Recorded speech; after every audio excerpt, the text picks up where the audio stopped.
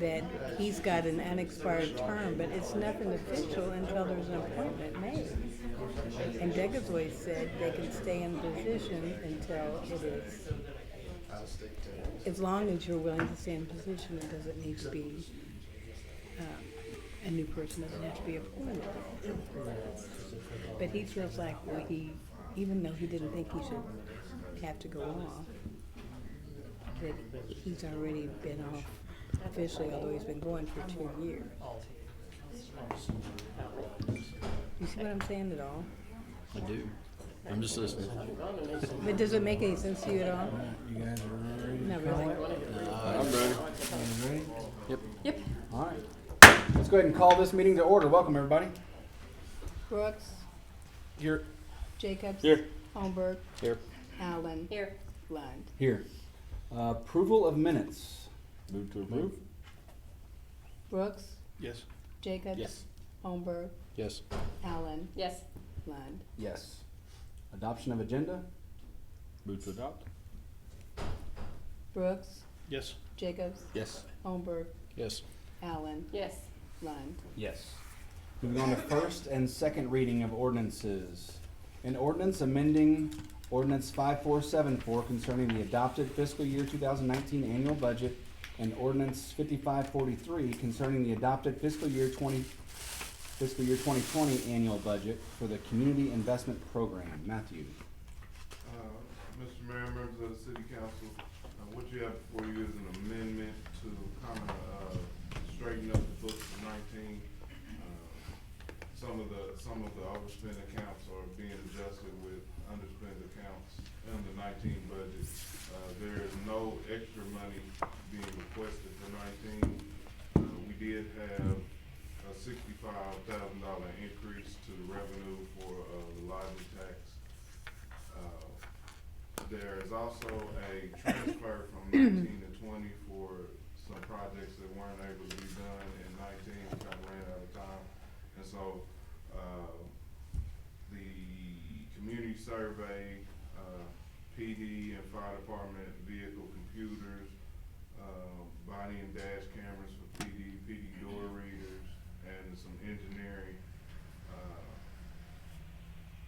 will need to be moved from fiscal year 19 to fiscal year 20. The increase to the fiscal year 20 budget will be $513,000. Most of that is going to be in your CIP that can handle that. Staff would recommend approval of the ordinance. And if you have any questions, I'll be glad to answer. Well, let me ask you one thing, Matthew, because I had this on there. The $82,500, that's the community service, that's what it cost? $82,500 to do that community, no? No, Community survey was more than that. I was saying it was like 16,000. it was, yes, we've already made a payment in 19 for it, 3,000 something like that. And so this is just the remainder of it. Thank you. It's a decrease in the lodging taxes or increasing them? We're increasing the revenue for lodging tax, but we also had to increase some of the transfer.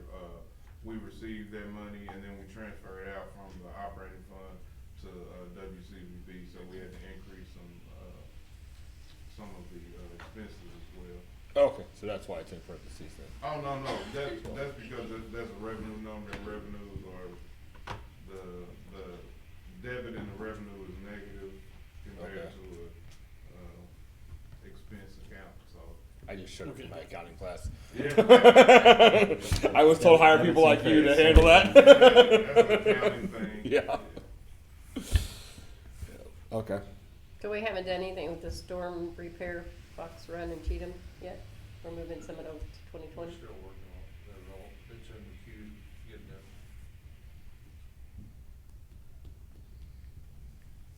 Any other questions for Matthew? Who said bill be passed the second reading by title? Brooks, Yes. Jacobs, Yes. Holmberg, Yes. Allen, Yes. Lund. Yes. This is an ordinance amending ordinance 5474 concerning the adopted fiscal year 19 annual budget and ordinance 5543 concerning the adopted fiscal year 20 budget for the Community Investment Program. This is for adoption or rejection. Brooks, Yes. Jacobs. Yes. Holmberg, Yes. Allen. Yes. Lund. Yes. Moving on to item 6, other business. Minimum lot requirement, ordinance change discussion. Alright, so we have a PowerPoint presentation. Can you start from the beginning? I think that's a couple slides in.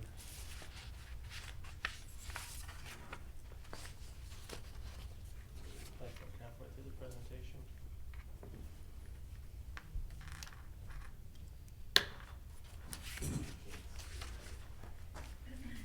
How we handle technical difficulties. So just a reminder, we had a local developer ask the council to consider changing the minimum lot size requirement.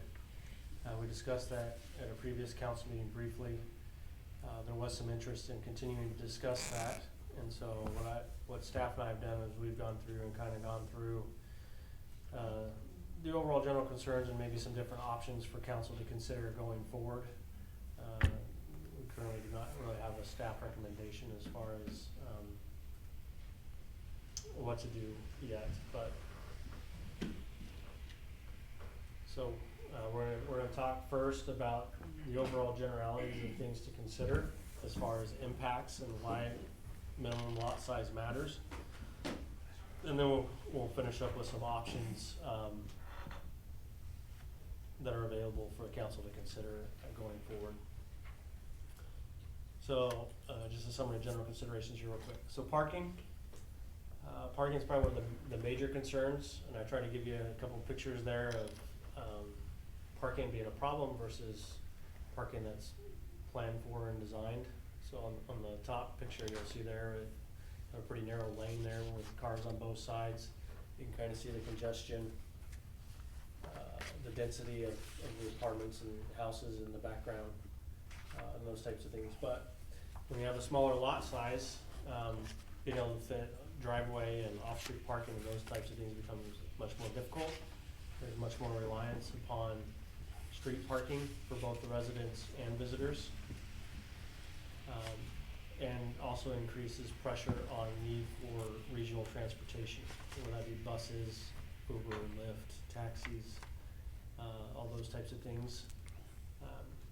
As people begin to forfeit the inconvenience of having a vehicle and have no parking to other forms of transportation, which we are seeing somewhat in some of the younger generations coming forward. I couldn't wait to drive when I turned 15, 16. I have nieces and nephews who are 18, 19, 20 years old and still don't have any interest in pulling a driver's license, don't want to own a car, don't want to drive, don't want to do any of that. So it's becoming more and more common. Streets has to do with basically public safety response. So there you can see a pretty good picture there of a fire truck trying to get through on a road that isn't really designed for parking and through traffic. It's a big wide vehicle. Remember we just bought one of those trucks for about what, $1.2 million? So we don't really want to scratch it up or ding it up. Or you just have to push cars out of the way. Snow removal is another issue. Both on being able to access on the street while cars are parked there, and two is where do you put the snow. I thought the picture on the far right is a pretty interesting example of some of the challenges of plowing snow with cars in the way. We would also probably need to consider the ability to do street sweeping and those types of services throughout the year as well. Some other considerations with impacts to minimum lot size requirements has to do with setbacks, size and height of the houses, and then there's public safety concerns as far as how far apart they are, the potential of spread of a fire from one structure to another, ability to respond in between houses with personnel and equipment and those types of things, which is why we typically have side yard setbacks and some of those other types of things in place. Privacy issues. So when you put the houses closer together, most of you probably don't want your neighbor looking out the kitchen into your bedroom or something like that. So do you have any requirements for windows and doors and proximity and some of those issues and concerns with regards to privacy as those uses become more dense? And we talked about this a little bit last time, but an increased need for public space. The less property people have, the more they have need for public space available for recreation, interaction, social interaction, etc. And then one other consideration would be the impact on property values, real versus perceived. I think when we went through the Lionsgate issue, a lot of them were concerned that their property values were going to go down with that development. And whether that's real or perceived is unknown, but you'll run into those same issues again here as you decrease lot sizes and increase density. I anticipate you hearing that from the public going forward in the discussion. I thought this picture was a good example of density. I was driving back from Nashville this last week and took some time in St. Louis to look around. This is a pretty common sight actually in St. Louis. I don't think this picture is from St. Louis, but this is pretty common there. But the only difference in St. Louis is they didn't have the driveways in front, but the parking on the sides of the street was very common where you couldn't get 2 lanes of traffic. So if you had traffic coming from different directions, one had to find a spot to pull over so the other lane, so the other oncoming car could get through, because you didn't have space between the parked vehicles on both sides of the street to have dual direction travel on the road. So, but that's some of the mix, and as you decrease lot sizes, this is basically what you're moving towards with compaction and density and those types of things as a neighborhood in development. Especially when you're talking about the first option, which is decreasing the lot size just across the board. So our current code requires a minimum lot size to be 7,000 square feet. Council can change this number. And basically anywhere that use is allowed within our zoning regulations, that would be the new minimum lot size.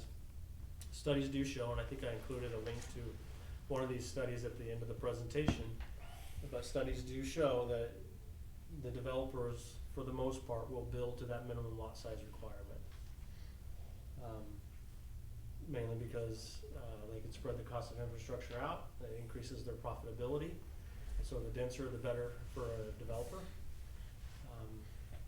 And so they're typically gonna cram as many houses into development as they possibly can, because that increases their profitability.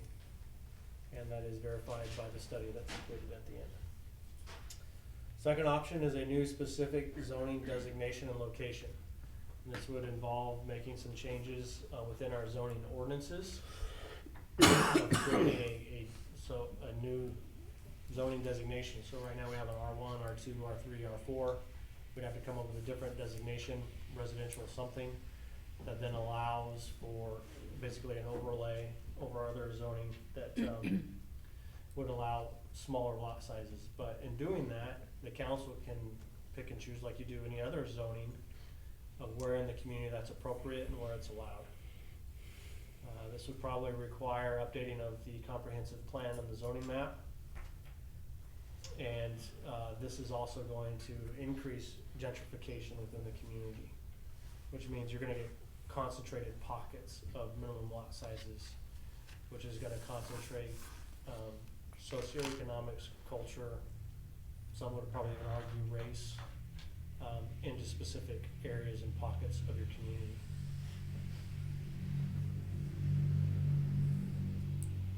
Mixed development. Basically the concept here is, as we discussed before, where you could make some tweaks to the current zoning regulations that under certain circumstances a minimum lot size would be allowed. An example I give here is, for example, for every 5 lots at the current minimum lot size, there would be an allowance for 1 lot that could be 6,000 square feet as opposed to 7,000 square feet. The council would be able to would have to consider the parameters and what conditions you want to allow this. And I would probably even recommend as well that, to try and break up that consolidation, and to force it to mix.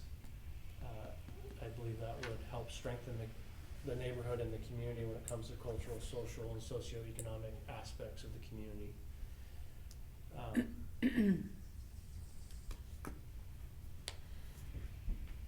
The more interaction you can encourage for cultural, social purposes, the more you begin to break down those social barriers and increase understanding and education, and you have better interaction. Relationships and friendships are formed that way, and will make for a stronger neighborhood and stronger community. One of the examples I remember from graduate school was in a lot of these older neighborhoods, you get a lot of senior citizens. Their kids have grown up and moved away. They're at home by themselves, and they need help and support. And they may not know their neighbors very well. But if you're able to force that mix, where you have a senior citizen couple living next to a young family, the chances of them forming a relationship and a bond is increased. So when they need help breaking the leaves or mowing the lawn or shoveling the sidewalks and those types of things, they're gonna be able to come over and help so-and-so. And vice versa, some of those young families may be far away from grandparents, and that senior couple next door as a neighbor becomes basically a surrogate grandparent, and they come to sporting events and activities and those types of things, and provide some social support for the young parents and the children in a positive way that I'm sure the school districts can show you increase test scores and reading and learning and all those types of things, the more you can encourage that social interaction. So I think that's the strongest argument for the mixed development.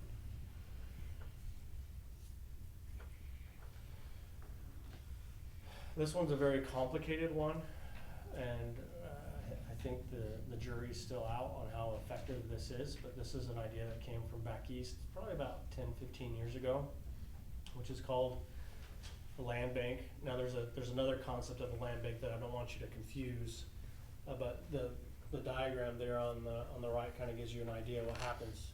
So when you purchase a piece of ground, it comes with specific rights to it. It could be water rights, could be mineral rights, air rights, all those types of things. And so what they've done back east is they've designated that land also has development rights that can therefore be separated from that property, just like you can separate water rights from a piece of ground. And so what they do is when a developer wants to build a higher density, again, going back to the concerns with regards to need for public space, green space, those types of things, some communities back east actually use this to protect their agricultural property, their farmland. And so you can purchase the development rights off of a piece of ground and use that to build a higher density on another piece of property. So you kind of see that there on the bottom with the green box. So you can see that normally a piece of ground would be eligible for 4 lots. But if you sacrifice the development rights and create the green box, which is no longer developable for the foreseeable future, you can, instead of building another lot of 4 boxes, you can put in 8 boxes. So you increase the density there. And that way it preserves the green space or the agricultural land while also increasing density. So some communities use this to preserve park ground, some use it to preserve farmland. There's multiple things there that you can use to do this. I guess my biggest question and concern on this is, I mean, the track record is pretty proven with regards to water rights, but I don't know if it holds true the same with development rights. My concern is some of these communities maybe allow one piece of property to sell their development rights to another piece of property, they build a higher density, and then later on down the road, they're still having affordable housing issues and land issues and all these types of things, and they just kind of wave their wand and say, yeah, we didn't really mean it, we wouldn't let this property be developed anymore, and we're going to allow them to build on that and develop it, even though those rights were sold earlier and some other piece of property got to benefit from that. Legally, that may not be doable. I don't know, I haven't studied the legal side of it, but I could foresee some point in the future that someone to see that blank piece of ground, and if somebody pays enough money, someone might be willing to let them build something on it. Also, when you're in a predominantly rural area, like Warrensburg is, I just don't know if this concept works real well. I just don't know that we've maximized our land use here and demand and need, that this concept is really that viable of an option. But it is an option, it is something that other communities do, and so I wanted the council to be aware of all the options out there that are available. I did see, I think as I did some research, Blue Springs has a land bank. So it is in Missouri, in some areas. But I think they use it in a different way. The second to last option is the planned urban development, PUD. Warrensburg already has this available in its city code, although it doesn't seem to be utilized very much, so that may indicate some need to review and tweak. But I think the main issue here is the discomfort of the lending institutions with regards to investing in these types of developments and giving loans in these situations. And to be honest with you, I don't think that's an issue you can fix with the city code on doing that. The final option was, and I forgot to put a slide in, was basically no change. You can decide that your current code is appropriate and there is no need to allow for smaller lot sizes. Anyway, those are the options that staff came up with from our experience and our research. You have several references to different articles in there on each of those options. If you'd like to take some time and read through, but we try to summarize a lot of that within the presentation itself.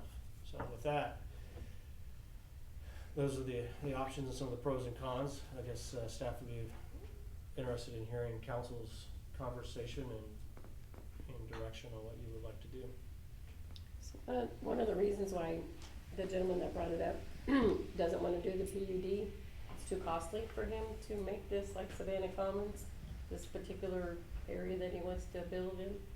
It's not necessarily too costly to build it. There is a great deal of upfront commitment in terms of you're either committing to the specific floor plans you'll build, or you're committing to, like they did in Country View Villas, that street of duplexes. There you committed to a building footprint, so not specific, or a building envelope, so not the specific footprint of the unit. And then there's a great deal of common space that's held in ownership by a homeowners association. So it's how much can he know on the front end, and it's how much is your homeowners association willing to take on. And what we've seen in this community is that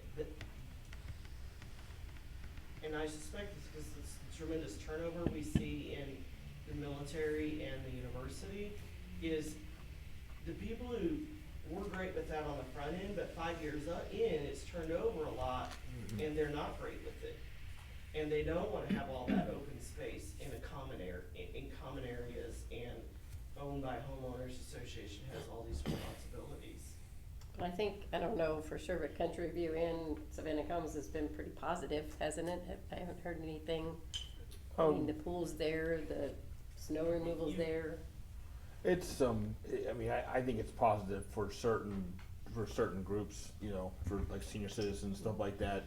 You know, some military people who deploy a lot and their wife's able to stay there and don't have to take care of the grass, don't have to do anything like that. Do you see a lot for sale there? So Has there been a lot for sale? it goes in waves. I mean, you know, you may see 3 or 4 of them over there, and then you don't see anything. Like I don't think there's anything over there right now. Yeah, but I've noticed that they don't stay for sale very long. No, you're right. So I mean, So I it's don't not like you counteract it, have but I a- think it's a positive, So could be a I- positive. The only downside is whenever you set those stipulations, you're held to that. Right. So let's say, you know, you're building 50 buildings and they're, you know, like Savannah Commons all hooked together. Well, one person says, man, I drive a pickup truck and I would really like a little bit longer garage. You can't change it, because Right. if you wanna change that one thing, every single property owner now, well, it's not just one Right. that's selling it, now it's Right. 50 people, they have to, everyone has to sign off. I mean, And in it's there- unanimous, right? It has to be completely Yes, unanimous? every Yeah, owner. every single person, so one person can say no. To So you lose a lot of replat, flexibility. I just thought maybe there would be instead of changing everything that's been in place for so many years, you know. I I'm think not if saying I'm you not for it, ask- but I don't think I really am ready to change it and use a lot of staff time to figure out where we're gonna have this. I mean, I would certainly ask, Scott Adams did that project. I think we're all pleased with the results, but it was painful, I think, for him to get to the end. Yeah. I think he would tell you that. Probably so. I think he owned a lot of those properties for a while too, because there was a stretch there where there was a bunch of properties being sold, and they were all basically his properties.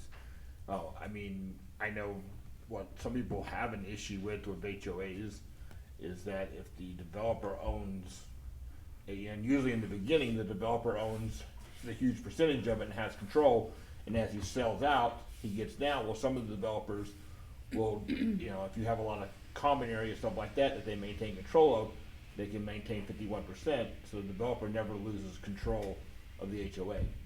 I mean, sometimes that's a downside to HOAs. It seems like when I lived in Florida, HOAs were pretty much checkbox standard. If you didn't have an HOA, nobody was even gonna consider buying in your subdivision. Where here, as soon as you say HOA, they go, oh, so somebody can tell you what color I wanna paint the house, and then you gotta explain to them, well, our HOAs are really not written to that, not, some of them are, but the majority of them are not written to that standard where they, you don't have that. Some of these HOAs now don't even have boards. So because they don't even have boards, if I want to enforce any of those rules, Right. I pretty much have to take it to court, because that's the mechanism of enforcement. So one more question, who made the decision that it could go PUD when someone wants to do one of those out there at The Savannah? developer chooses that. So the that's codes it, are- nobody else, the city can't say you can't have that there? The developer, when we meet with them and they explain what their overall, goal is, if a PUD is an option that gets into that result, then we explain and we talk to them. Ultimately, they decide if they want to apply and go that route. If they do, then their plat, they come in and plat that, and so both P&Z and council look at those plats and approve those plats. So and have a say in if it's happening, but, if, again, like other plats, if they've met the rules, it pretty much gets approved. But that plat is also the site plan. And so, like what Casey's saying is, in the beginning, when there's one developer, one owner, and they own all 50 of those little lots, and you wanna replat it on lot 3, and you haven't sold any yet, you can do that. But if you replat on lot 3 and you've sold 1 and 2, now the developer and 1 and 2 owners also have to sign that plat. And like Scott got about halfway through and decided to replat that west half into the detached single family. And by then, he had, I think, I'd have to look, but I bet he went back and got between 10 and 15 other single owners to replat. So you have like 15 entities and all their mortgage companies signing the replat. Could get very Right. complicated. So is that the And one? that is the deterrent more so. It's such a commitment, all the way through to the end. And then you need to have an HOA that is funded to a level they can take care of those areas. And when you've got a resistance to just the concept, then you've got to get over the concept and they got to commit to the funding level. Was the townhouses in Cedar Drive one of those PUDs? No, that's a totally different beast. Those were developed as regular rental. They would be owned by one and all 4 units. Cause they're selling them separate now. Right. Right. So instead of doing them as PUDs, they condoed them out under the condo laws, and the city has no role in that. Right. And those in particular have a lot of issues that the banks are experiencing because you don't have solid or who owns the land around. Like, we've got one where they're re-roofing one unit, I've got 6 of them over there that I take care of. and you've got 3 other owners who don't want theirs re-roofed. And nobody speaks Or for the color. the whole of the 4 anymore. So Yeah, and that that's, is and, a mess. yeah, like, and some of that stuff over there, Yeah. I mean, unless, because what we've started to do, and if you get lucky and you can pull it off, is you take the fourplex and you basically create an HOA on the fourplex, and then those 4 people own it, agree to the roof, agree to all that stuff. You know, but for the majority of those, they don't have it, and because of that, the VA balks on them. I mean, the VA won't touch them. The, you know, RD, FHA, all those. Well, I have one owner that owns 3 out of the 4. Correct, and see, and that's great because he And owns we 3 had out one of the 4. roofer roof one but he- side and one roofer do Uh-huh. the other, cause that one wanted that roofer that. Right, So, yep. I mean, we got, matter of fact, there was one down there, I had somebody, we were looking at purchasing it, but the roof was in such bad shape, and we couldn't do anything about the roof because we wrote the contract requesting the roof to be replaced, and 3 of the people refused to pay their portion of the roof. right. And the bank said, well, if the whole roof doesn't get replaced, we're not doing this, and we don't have any control over the other portions of it, so the deal fell apart, you know, I mean, you know. So that's the I disadvantage. was just curious to- what the PUD, thank you for explaining that, cause I really didn't do a lot of research on it, so. And consensus on the PUD is it kind of limits itself. You Right. guys think just leave it as is? Oh, yeah. Yeah, just Good leave it. way. You I can agree do on it that. if you Go for want it. to try and I pull don't it know, off. I mean, Okay. it's, Yeah. I can, there 3 of them maybe in this area? Okay, you have, well, under what we would consider what's on the books now, or the closest to what's on the books Uh-huh. now, you have Savannah Commons, Country View Villas, and Caleb's Place. Right.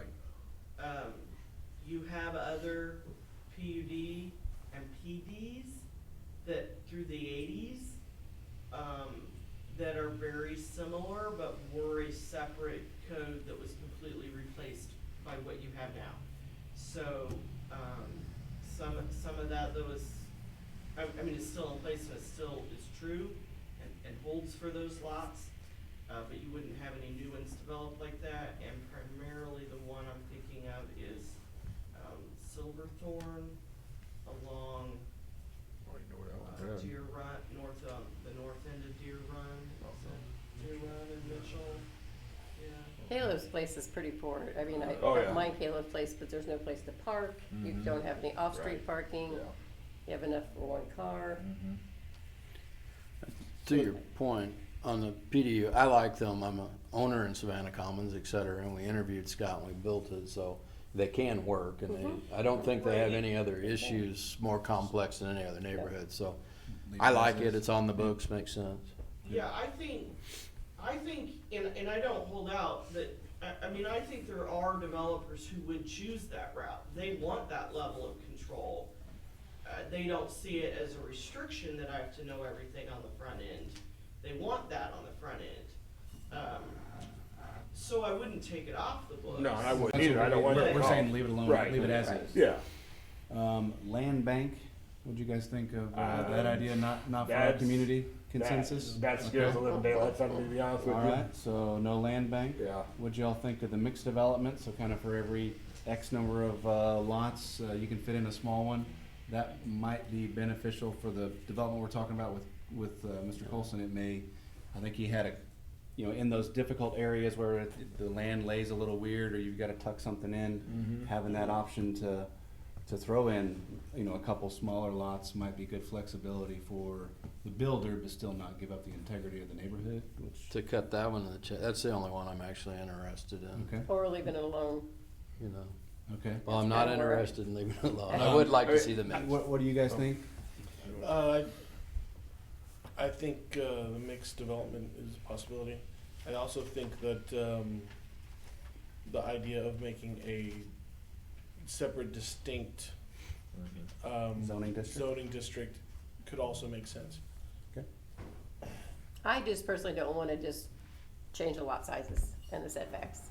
I mean, if we could make a developer help with something, but I hate to see it all get changed. It's been on the books for years. Agree. I don't mind Yeah, I'm something, not in any, something. right. I mean, not in any hurry to change Yeah, all I'm not lot in big any sizes. hurry to do across the board magic Right. wand and make everything 5,000, but I think we need to see we need to figure out some way that in certain areas, we could do something, you know, such as, you know, I could go along with in some our, of that. you know, in our 4 area where you can already do a high density build. I mean, so maybe we give them the ability to go 5,000 square feet in our 4 area, you know. Well, and the mixed gives exactly what Harold was talking about from some of my trips to Kansas City and hanging out the past few years, is you don't want, you want an uplifting neighborhood. You don't necessarily want to concentrate. So mixed is the only one that gives that in my mind. See, Robin mentioned something just now about, it's been that way for so long, so we probably shouldn't mess with it. I think that's I take exception to that. I don't think that's the right term. It's more aggressive than what I'm trying to express, but I think because it has been that way for so long, it's healthy for us, and we should go back and reevaluate to make sure it is working as intended. And I'm not sure our zoning requirements as written are necessarily serving the community in the best possible way. And I do think some of the area could be changed, possibly. I mean, planning and zoning and staff and all of us could make a decision to just not do it all. We've got some, you know, that'd like to change, you know, zoning completely, some that maybe kind of leave it the way it is. The mixed development does a little bit of both.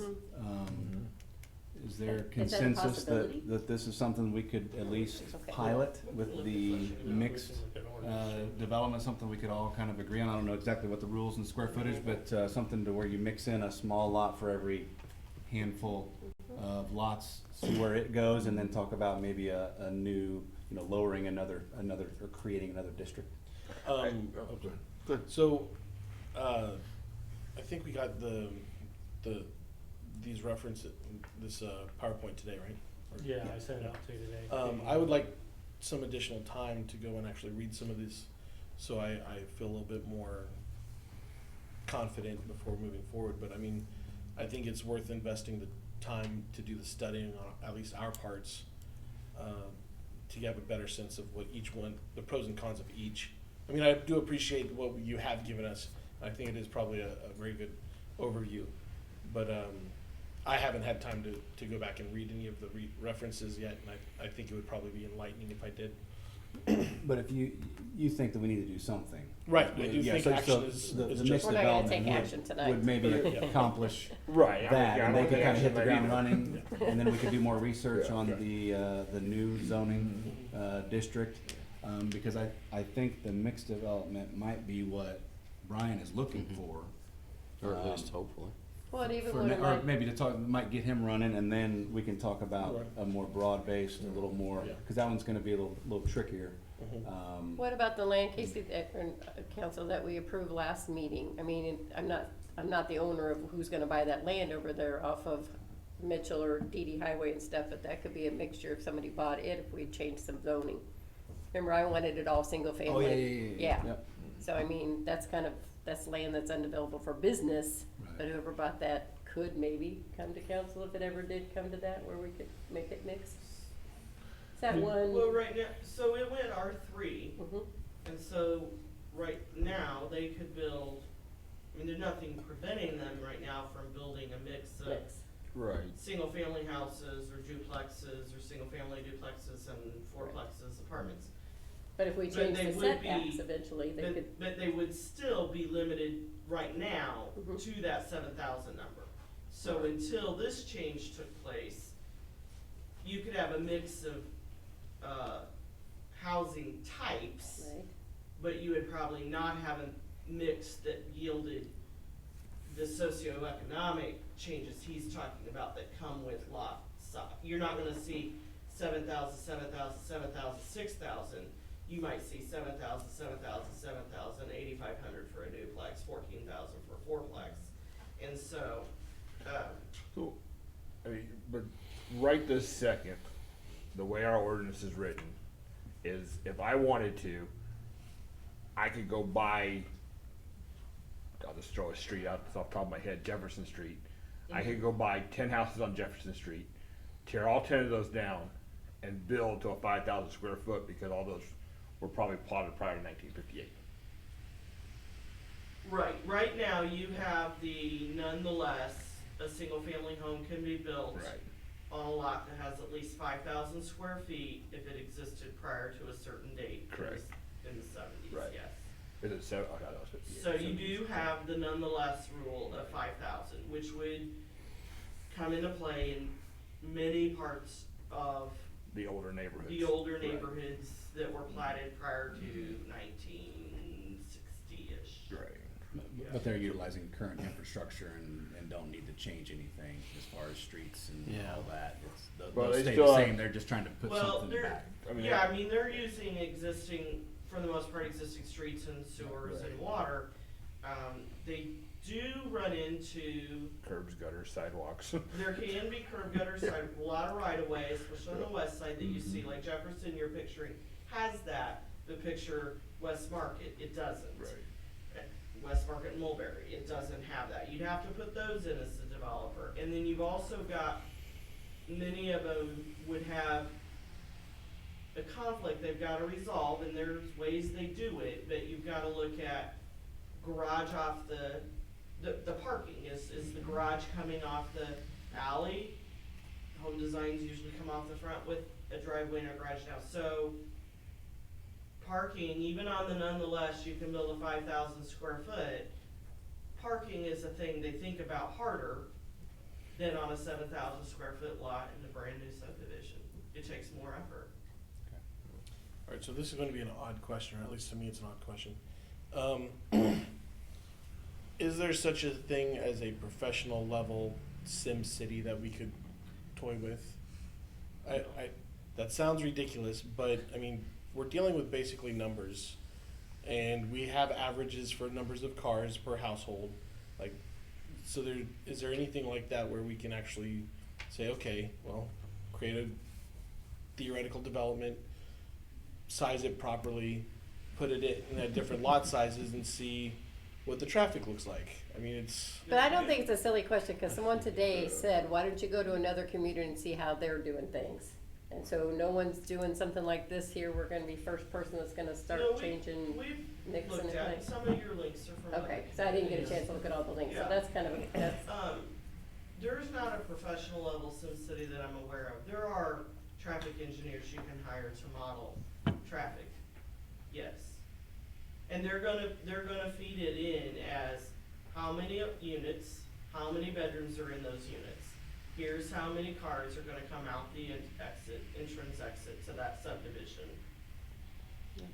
And again, I showed you pictures of communities that already allow this type of concept. I mean, here's one here. You got driveways on the front, you got street parking, the houses are all close together. I can tell you those are not 7,000 square foot lots.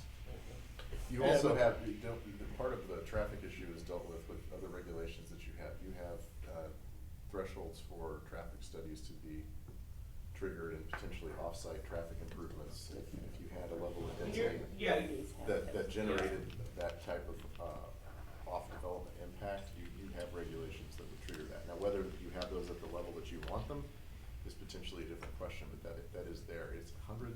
it's 100 trips per hour out of a subdivision that would trigger an analysis. So, and that's basically 100 lots for an R1. so I think. I don't know. That's just off the top of my head, though. I'm not. Yeah, For certain. The table is in our code, but I don't look at it often enough to know. So for something like this, like, are we looking at a 5,000 square foot lot? Or are we looking at a 4,000 square foot lot, neighborhood? That's all for discussion for No, council. No, I like mean in that this picture. picture, picture. like you said, This is you know, all- it's not a 7,000 might square be foot, okay, I'll 4,000. grant you that. But are we seeing, is this the situation we see at 5,000 or 4,000 or 6,000? I mean, I would guess that's I mean, the house I'm going to, you know, my bigger cities that I've lived in. When I lived in Tampa, Florida, I lived in a subdivision. Those lots were right around 5,000 square feet. They built 1,300 square foot houses on them. Yeah. I mean, and yeah, my fence went out and touched the next door neighbor's house and went across. And if the neighbor needed to do something on that side of the house, he'd come over and knock on the door and say, "Hey, I need to fix something on this side of the house." Now, when they were built, they didn't build any windows on those two sides of the houses because obviously, why would you want a window on those two sides of the houses? Because you're staring out into, you know. So I mean, the builders are very good about saying, how do I design this? I mean, even the house I currently live in, the original house that was there, doesn't have any windows on one side of the house, which would be the side that the neighbors' bedrooms are on. So there's no windows on that side of the house. You know, so in a brand new subdivision, the builders are pretty good about, you know, hey, here's something that'll fit into here, here's something that'll work there. So they're good about stuff like that. And I mean, I probably knew my neighbors. Actually, not probably. I knew my neighbors a lot better. Matter of fact, I still talk to my neighbors that I lived with in Florida. Now, at my house I currently live in, I know the neighbor on the right, you know, and I talk to them because they own dogs. I own dogs. Neighbor on the left, I very rarely have a conversation with. It's more of I'm getting out of my car, he's getting out of his car, I say hi, he goes to his house, I go to my house. Yeah. The rest of the neighborhood, the rest of the subdivision, it's the same thing. It's, hey, how you doing? And, you know, I mean, so I think those bigger lot sizes sometimes are negative because there's bigger lot sizes, so I got a bigger yard. What it all comes down to is it comes down to community culture. Right. What community culture do you want to, going back to Nolan's point, you give me an example that you want to see and I can go find you that example somewhere in the country. Mm-hmm. Anywhere from high density in big cities all the way out to rural areas where minimum lot size may be 1 acre because they don't want density. They want to protect green space. They like that feel of their community, and that's what they protect. And that's ultimately the conversation we're having here is for Warrensburg is you can go anywhere from very low density all the way up to high density. The question is what is appropriate for Warrensburg's culture? And that's what staff needs to know from you. What we're hearing is a desire to change density, which changes the fabric and the culture of the community. Is that something we're willing to discuss and consider and change now or not? And if it is something that Warrensburg is ready to change, what change is appropriate? And staff can bring a draft ordinance that will help you do that. What we need direction is what is appropriate for Warrensburg and its culture. Does that include higher density? I mean, that could be higher density in the fact that you do what we were, of course, we've already kind of ruled this out, is we could just change the minimum lot size requirement down to 5,000 or 4,000 square feet for a lot. And that's just permanent. You're gonna get higher density like this if that's what the community wants. We can do that. I can find you examples right now in St. Louis or Kansas City that do exactly that. That's where I came at. I don't wanna change it all. No, I'm not trying to go to that. Change it. You're right. Right. But my point is this is the conversation we're having. What is the culture and the reasonable expectation for our community? Or does it go too far and become too drastic? Like we heard from Lionsgate, we've heard from Cahill, we've heard from Northfield and all these other types of things. That's when you start hearing the culture and expectations of our community. And so with what Brian Colson has requested, you could either have it significantly change the culture, or you could allow it to happen in bits and pieces here and there, which is still gonna have an effect, but it's, you know, it's like dropping a drop of chlorine in an ocean, right? Mm-hmm. I mean, it can absorb it and it can handle it. It's not gonna have that much of an impact, but it's still gonna be there. And that's ultimately what staff is looking for direction from you guys is, do we want to allow greater density? And if so, under what circumstances are we willing to allow that? Then we can take that direction back and we can prepare a draft ordinance and bring forward. Or is it that, no, we like it the way it is and we don't want it to change and we leave the minimum lot size the way it is? I don't know that we have a consensus to change it drastically right now, but I think we could probably right now talk about the mixed development, and similar to what you have written in here, if you guys want to dive in deeper on research, turn it over to staff, let them drive that, and then at a future date, maybe do some research and maybe even see how this one goes, to have a longer, more broad-based discussion that could affect culture a little more. I don't see this having a large impact to the culture, but it could help developers in certain instances develop on a tricky lot that gives them just a little bit of flexibility that maybe they can make the numbers work if they're able to do a minor tweak that doesn't necessarily have a huge impact on the culture of the neighborhood. So So if we did a layover of what we've got already, like if we had an R something here, where you couldn't do the lot size here, but you could do here, you know what I mean? Is that what you're saying, is lay it over and there's only certain areas you can do it, let's try it, test the waters, like you said? Well, I think we could just amend, I guess it would be just the R1 ordinance that would allow for every, you can only have less than 7,000 on the sixth lot kind of You would be thing. looking at, you would be looking at some general, here are the rules if you are a mixed R1. Then you can have, so the general rule would be in a mixed R1, if we use this slide, 5 7,000 lots and 1 6,000 lots. And then it's open to the possibility, this is a for instance, I'm not saying it would have to be this way, but it'd be open to the possibility that any R1 in town could be a mixed R1 under those rules. So a person buys the land, a person hires a surveyor, person lays that out, or puts the land under contract probably. Surveyor lays that out, they draw up the plat, they apply to the city, they bring it in, you all look at it and say, we can go for that. So in approving the plat, you've now designated that specific 10 acres or whatever it was as mixed R1. It doesn't change the subdivision next to it to mixed R1. It's just that one that's mixed R1. That's, I think, what we're talking about. Talking about? As opposed to, I mean, a similar would be if you wanted on the front end to say, no, it's this specific, we're looking at a map of all the R1s in Town Barb, and this one, and this one, and this one. We're gonna go ahead and put a mixed R1 on it. And then the developer knows on the front end, okay, I should go buy land here, or here, or here. You could identify them on the front, or you could go in as plats come in and look at them more case by case. I have You could go either way. I have a question for you, Barb. Because we've thrown around the example of, I think it was 5, 7, and then 1, 6. That ratio, is that an arbitrary ratio that we're just using for It's just conversation? arbitrary for Right. example. Okay, Ultimately, for- you for- as okay, council yeah. are gonna have to give us direction on what you feel is appropriate. I just wanted to make sure I was understanding. Those are total for Okay, instance. all right. It's kinda like what you said though, instead of going to all the R1s, 'cause I- just put a Confirm that, but I'd layover like and to say, okay, handle these that are the and do it, areas and that then we we could can do amend to it. test Yeah. it. And see, Gotcha. instead of it saying all the R1s can be mixed. That would be No? your specific zoning designation option. I mean, if, I know, you said something yeah, about. the hard part of that is, how well can we predict where land is available to be purchased? Right. I mean, I Agreed. think with your Agreed. mixed development is, I like the idea. I do wanna look at the, the zoning of, like R4 or something of that sort and do it in there too.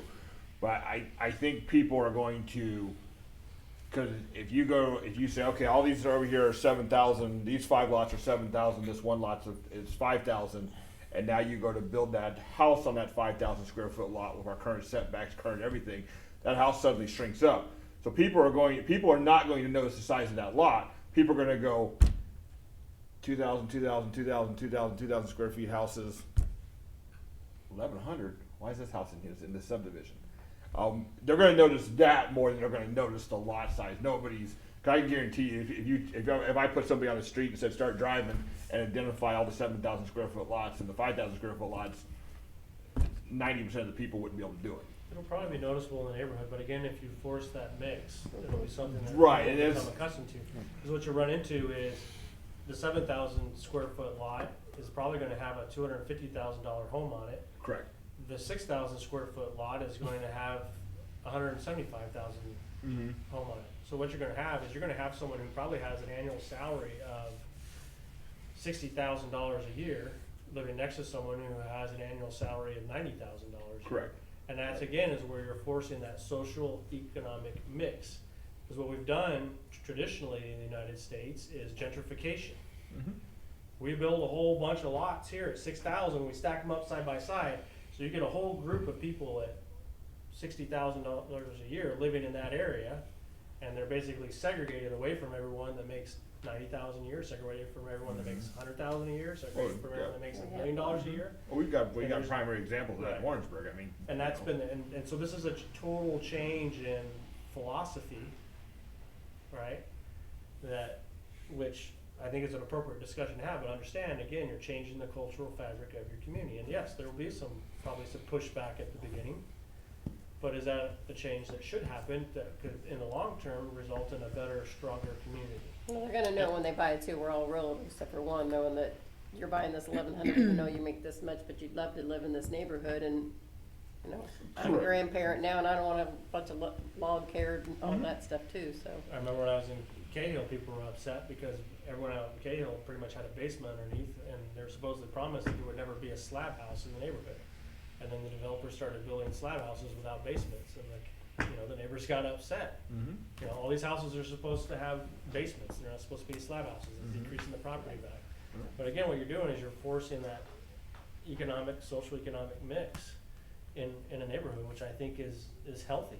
It may not be well liked, but it's healthy. I can already hear all the realtors and appraisers pulling their hair out and trying to get comps for something like that. Yeah, It's you kind know of a what, cool though? concept. Yeah, I heard about that. One of the things that came out in 2017 was affordable housing. You had some experiments like Savannah Commons. I'm ready to go with the mixed. No doubt, that would be my desired direction. You know, Lionsgate, they were mad at me anyway, and they commit all the other stuff, so the size and et cetera. So, I mean, I still have people mad at me. So I'm willing to have more people mad at me to try to have I think it's kinda cool. some affordable and mixed model housing. So I we're just being think- live streamed, right? So I mean- I'm on record. Be mad at me if you want. This is something I think we should do. I mean, I think we need to take my point is I think we need to take a look at this, because I do like the mixed development, but I think we do need to take a look at saying this zoning area, you know, it already has the capability to do high density unit anyways. So since it already has the capability, you know, I can go into an R4, or it sounds like I can do it in an R3 too, and just build a ton of fourplexes, you know. And so I'm already cramming the houses together, so is it better to give them the ability to build a whole bunch of fourplexes, or is it better to give them the ability to build single-family homes on 5,000 square feet in these high-density areas anyways? Well, it's kinda cool you So made that. Are you saying that He's saying You're rather looking at it than for just rather R3 than and changing R4. R1, you know, like Right. lowering it I'm down saying to leave 4,000, R- he's saying right. let's take the R4s, and rather than saying you can put 4 units inside this 7,000 square feet, why don't we split that up and make it, 4 units would be or whatever, 14,000. but we could chop that into quarters kind of thing to make 4 smaller houses, single family houses inside an So R4. you're saying maybe hold R1 the way it is. Correct. Look Right. at the higher. Right. mix. I don't want to. I'm not looking at touching R1. And Okay. that's what this would do. Well, right. That's what I'm saying. I You're don't. saying take the mixed development Correct. concept. Put but that in the put it- R1. put Right. it- No, okay. So I'm saying the mixed development is worth taking a very serious look in the R1, because like I said, people are not going to notice that lot is 5,000 square feet. People are going to notice the house is smaller. That's what they're going to notice. They're not going to notice the square footage of the house. So Or not the square footage of the lot. mixed you're development, looking at R1. in Yeah, R1. right. Tie that up. R1, maybe R2. I Then don't, you know, but for the minimum lot Right. size, Mhm. he wants to kind of bring up, right. rather than focusing on R1, can we fit that within, smaller single family inside of R3, R4? Because if you do, Rather than creating a new zoning district, fit it within one of those higher density ones. I if you think do our it- new generation, I hate to say this, because you made the comment about not owning a car. We used to save money to own a car. Correct. A lot of people aren't saving money, especially maybe my daughter's generation up. They're gonna live in a condo. They're gonna rent. They're not gonna buy. They don't wanna do mowing because they're too busy doing something else. So pack them in there and, you know what I mean? but If they're half a condo, they got half of it or something. They don't own the whole house. They can afford half. They can't own. let's say you have an R4 area, right? So, and under R4 they could put, 50 units in, just random numbers, right? Well, if we gave them the option of saying you can do a 50 unit apartment complex, or you could go in and parse it out as to 40 single families homes that are really close to each other. It's effectively the same as having 40 townhouses. It's just you're not sharing the same wall with your neighbor. You may have 6 feet, 9 feet separating your two walls. But I still like the car aspect too, though, because if you get too much in there, then you can't get. But your apartment complex would have the same number of cars. Like, you're keeping the units the same, you're just arranging them differently. So I think that's what Brian's talking about. The underlying principle of your PUD. I mean, that was where the genesis of PUD came from, is that will allow you to have the same number of units as you could have had, but we're going to allow you to lay them out differently. So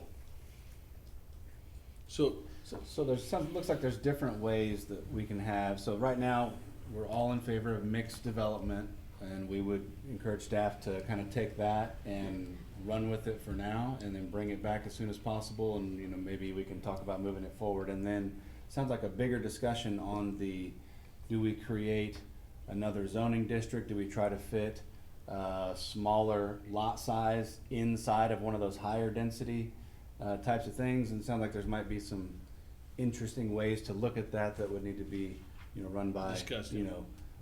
legal and community development area, and maybe have a wider discussion that is probably gonna be a little bit more controversial in the future, but I think we've got enough to move forward now. Can we do it separately, kind of handle the mixed development now for the R1, and then have a future discussion after some research on the higher density stuff? Is that agreeable to staff, or? So that'll be something that goes to planning and zoning eventually, then come to the council? I mean, they'll have to be on board too, right, Discussion of what we're first. talking about, the mix? Yes, at some point it goes to Planning and zoning. Okay. Yes. I mean, planning The and zoning may say literal we don't want change that. of the ordinance, the final language of the ordinance will have to go through to P and Z before it can come to council. Is that the direction you need as staff? Is that Yeah, we'll Confusing? start working on a mixed-use development language and an ordinance, and what staff would recommend as potential changes. Of course, we'll probably need some input from council as far as what that appropriate ratio is, right? Well, I'm concerned sometimes of where you're gonna put it at too, though, cause now you've got a whole bunch of apartments behind a nice subdivision they're gonna be balking about, somebody putting 40 We're units. not talking about apartments, we're talking about single-family and homes. the Oh, mixed okay. use? Yeah, right, this is all single-family homes, Okay. R one's all Look at single-family homes. leaving it broad, not designated certain pockets, just have anything moving forward. R1 would have the mixed use opportunity, in my opinion, And the that way setbacks and it's size and more such. flexibility, and then if the homeowner chooses, or the property owner chooses when they plat that, that they can bring it forward. Okay? We'll work on it, we'll bring it forward. All right, any other discussion on that?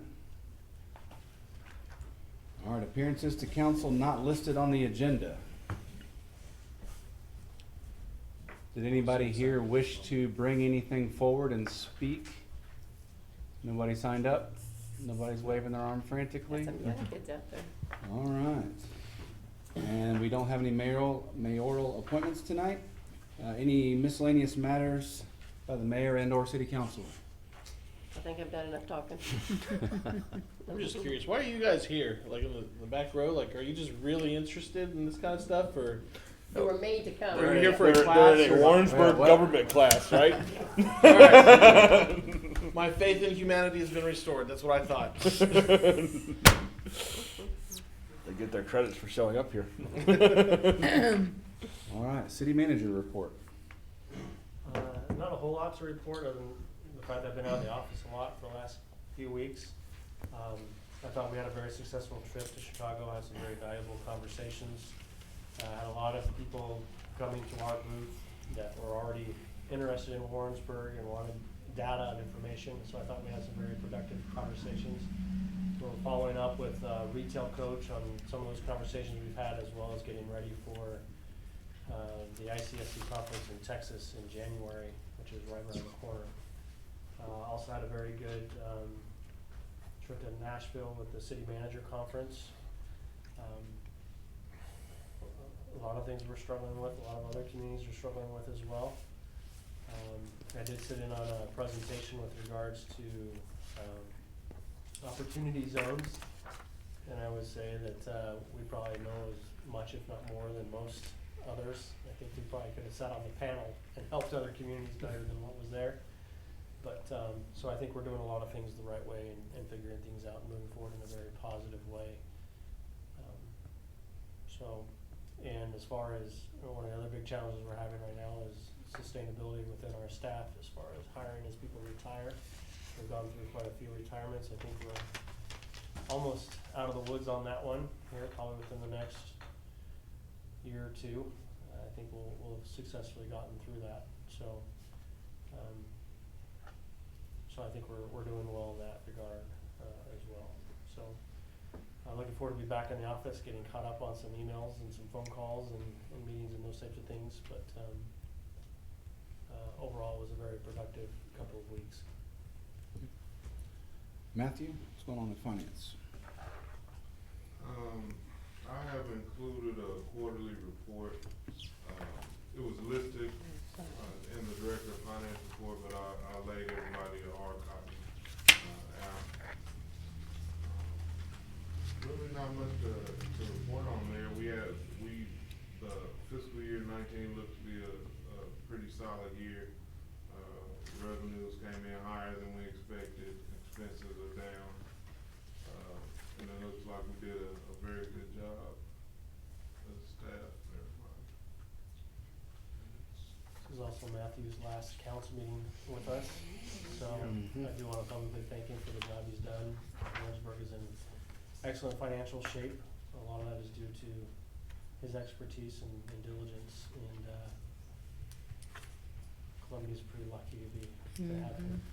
So. I appreciate it. It's been a great time here in Warrensburg. Community and working with the council and staff and everyone.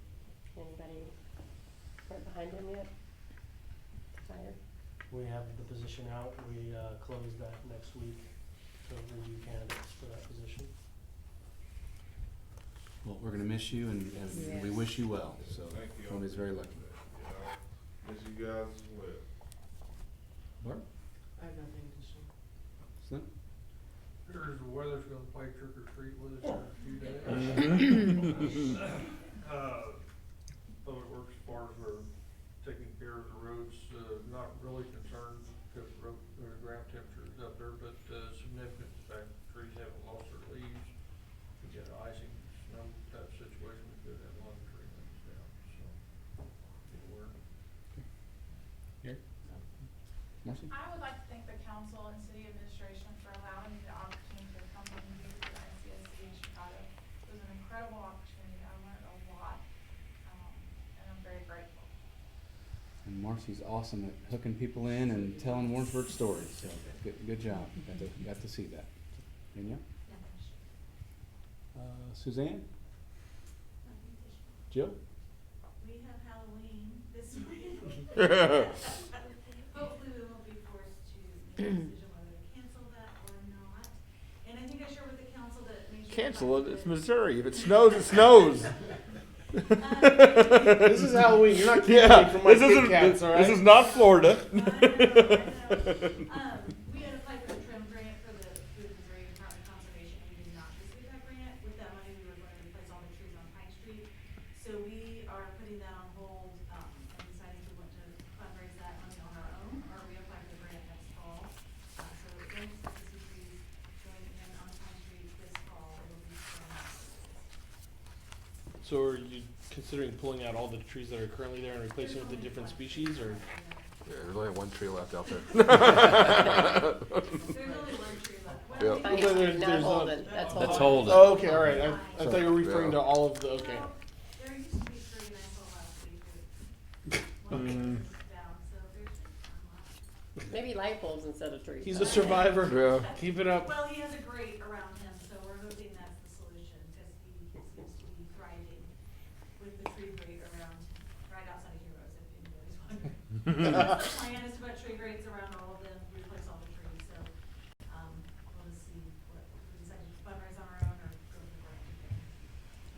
very broad-based discussion, and some trees are not there, need to be replaced, and some are too big and will need to be replaced, and so it's a much longer discussion than I think we realized going into that topic, but still very important for our downtown area. Greg? The only thing that I would like to remind everybody is that we announced to all the employees today that Warrensburg City and Johnson County Day at UCM football game is November 9th. And so if you let us know yourself and your families would like to go, that's free tickets to the game.